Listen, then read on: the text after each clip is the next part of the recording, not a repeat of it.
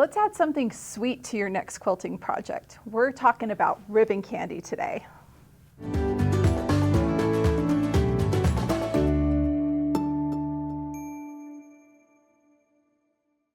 Welcome to Handi Quilter Watch and Learn. I'm Kim Sandberg and I'm Kristina Whitney. And today we're taking another look at a classic quilting design. This is one of those I've actually heard people say a quilt is not a quilt without some ribbon candy quilted on it. So we're going to take a look at the classic design called ribbon candy. Now, Kristina, do you use this one a lot? I do. I do too, but we both use it in different ways. So I think it's going to be a little fun today to kind of take a look at how we use ribbon candy. So should we head over to the whiteboard and take a look at the path that we stitch? Let's do it.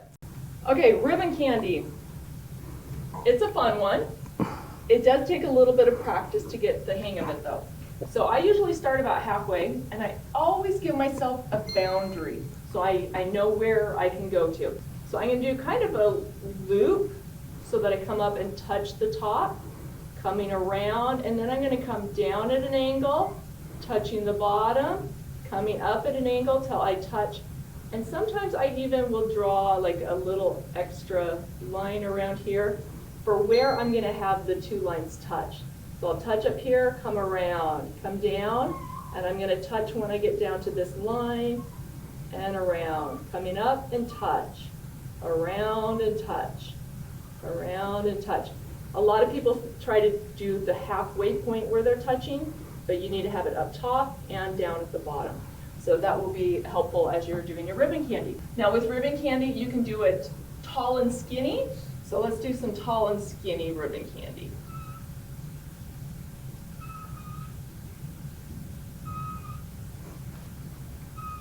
I don't even have to make sound effects because my marker's doing it for me. Okay? Or you could do it short and fat. So we'll extend this a little bit longer here.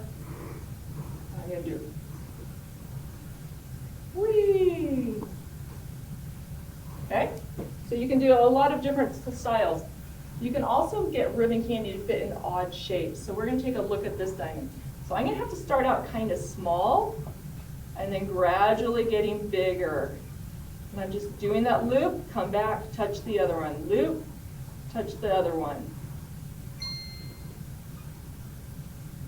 A lot of people are terrified to cross over their line. If you cross over, it's not the end of the world. And if it doesn't perfectly touch, it's not the end of the world. So I'm getting really big here, and then I'm going to start shrinking the size down.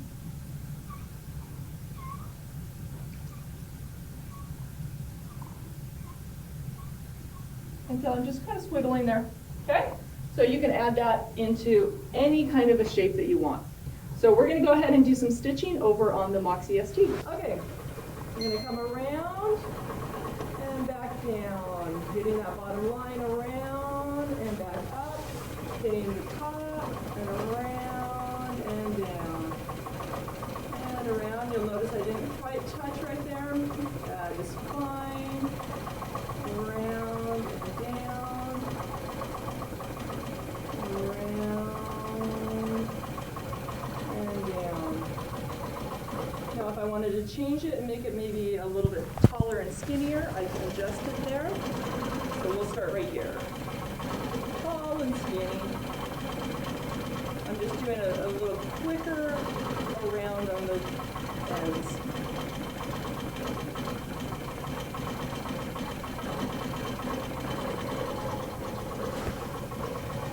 Coming back to the previous one. Okay, that is ribbon candy on a stationary machine. Let's head over to the Amara 20 for a frame-mounted machine.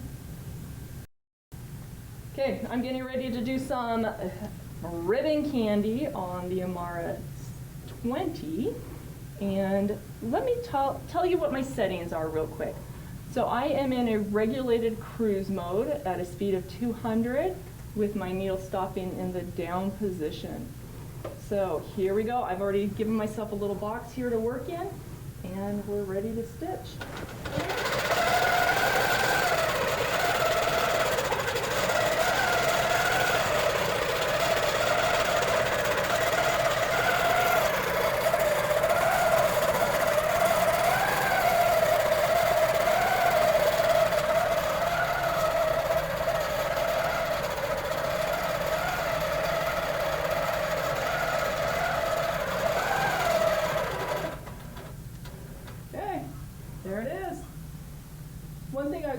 about as I was doing that is in one of our previous videos that we did, we talked about using coins or some visual item to think about our spacing.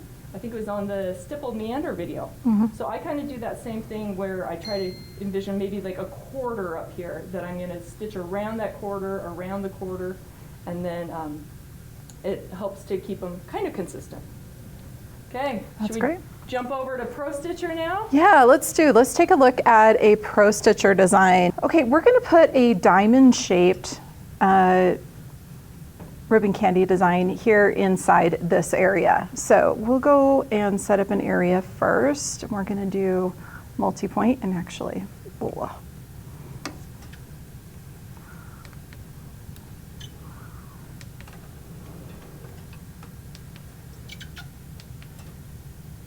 and there's my area. Now it's not diamond shaped, that's okay. The design I'm going to use is, so it's in the continuous line folder. And we're gonna do this one right here, ribbon candy large.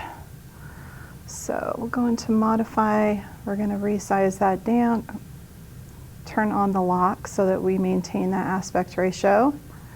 And we're gonna make that fit in the middle of that design. There we go.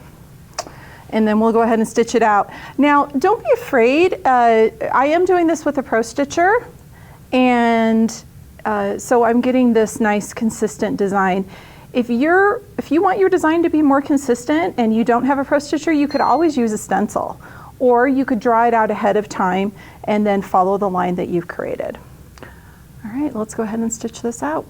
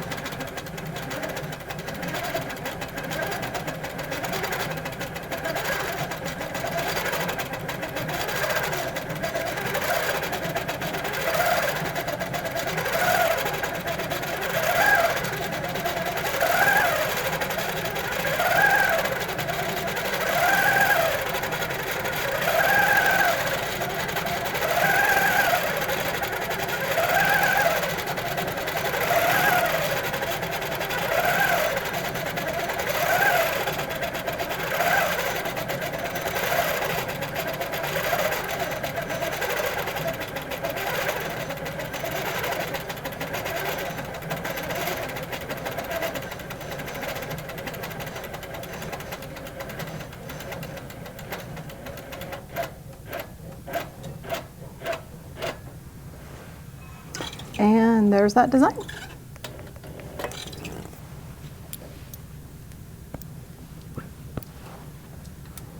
Well, Kristina, what a fun, versatile design, because you can really make it fill pretty much any space, right? Yes, it's one of my go-to designs. I love using ribbon candy because it does fit anywhere. Yeah. So, great stuff. It is. It is. Well, thanks for joining us today. Be sure and give us a like and subscribe, and have fun quilting.